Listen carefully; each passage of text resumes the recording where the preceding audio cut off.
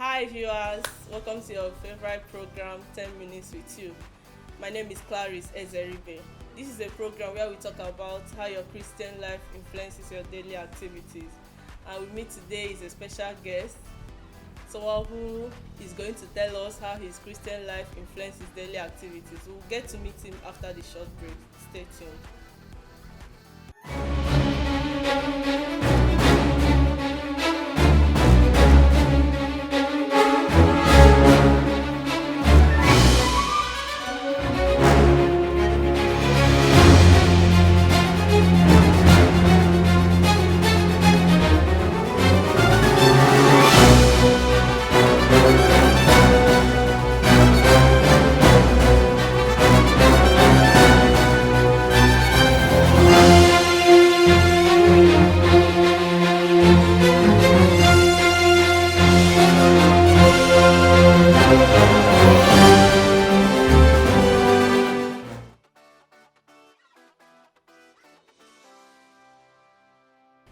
You are welcome back to the show. We have today with us Mr. Gideon Odibi, aka Gideon the Overflow.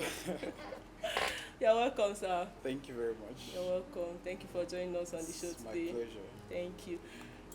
First of all, I want to ask what inspired that name, Gideon the Overflow. Okay, Gideon the Overflow. The Overflow actually came many years, like about 6 or 7 years back. Okay. Yeah, That's a long time. it's a long time. Yeah. That was during one of the Redeem Annual Congress, which holds in December every year. So the Okay. theme for that year Congress was the Overflow. Okay. Yeah, the overflowing blessing. So I actually had that name, and that was the period where there was this chat to go was raining. So Oh, everyone wanted to have a username, Yes. and I thought of several names to use. I did not have anyone that was really nice, so I just took that caption, the overflow. So I've actually had that name for a long time, but last year when Dunamis had it as our theme for the year, Okay, that's when I yes. now made the name more popular, Okay. and many persons now recognize me. It's Gideon the Gideon Overflow. the now. Overflow. I like the name. Thank you very Thank much. You're a medical student, right? By His grace, By whose Yeah. grace? by God's grace, I Yes. am. So, how has it been being a medical student? Tell us about the challenges and the exciting part of it. Okay, picking up a career in the medical field was one of those things I've actually wanted and desired for a very long time. You know, growing up, I actually wanted to be a medical doctor straight. Almost everybody wanted to be a medical doctor.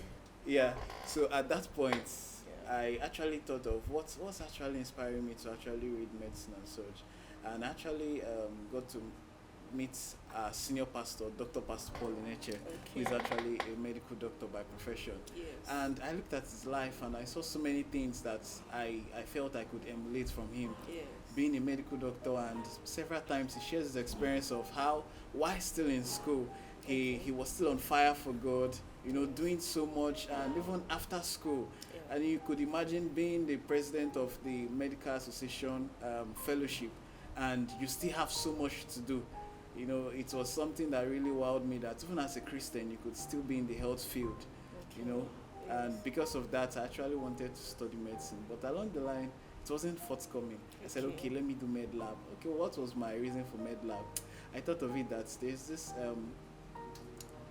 person, Catherine Coleman, who Okay. actually is one of the persons we know who was on fire for Okay. God before Yes. she left. Yeah.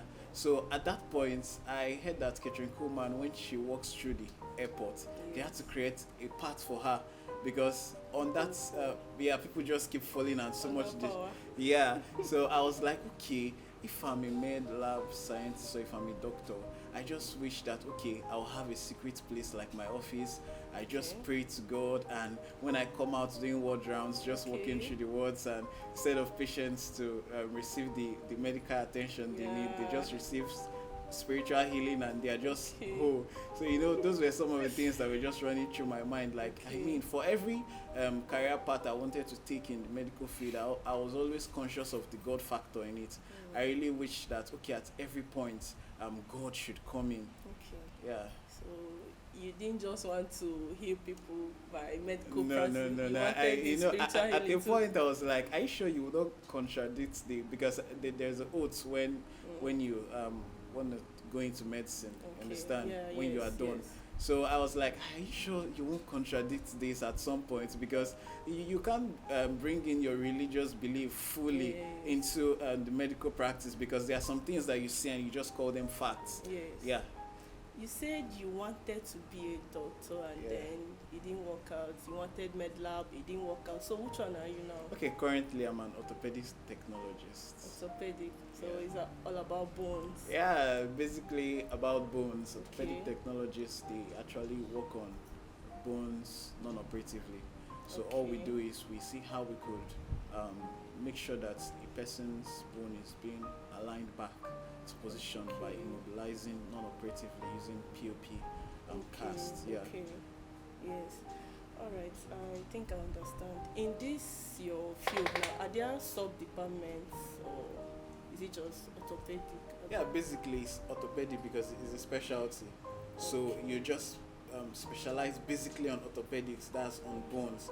So one of those things we do is when there are fractures, we see how we can realign the bone together and make sure it heals properly, Okay. and the person gets back moving. You might not even discover that this person ever had a fracture. Yeah. And also there's this one we call Clubfoot Clinic, that's for children, where you see most times we discover that many children grow up and they have these deformities. Yes.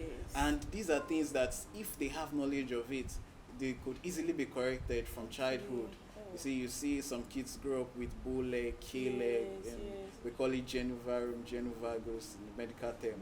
So Okay. you see those things could easily be corrected from a very tender age. You see those kids, we use POP in such a way, those deformities are aligned, and you just discover that within a very short time, 6 weeks, 3 months, Yes. these babies have their feet back normally Yes. corrected. Yes. But once people don't really have knowledge of these things, and you just go out there and you see this child just grow up. Most times it's ignorance from the parents. Yeah, ignorance from the And parents. sometimes financial. And also, aside financial, there's this notion that most persons have whenever you talk about orthopedics, you just feel, wow, orthopedics I'm going to cut cuts my leg. you know, such kind of thing. Yes. You know, there's this mindset that people already have, and Yes. it's completely wrong. It's an archaic mindset. Many persons just believe that once you come to orthopedic hospital, the next thing is cut your limb, and that's actually wrong. You know, Yes. what actually caused that is when there is a delay.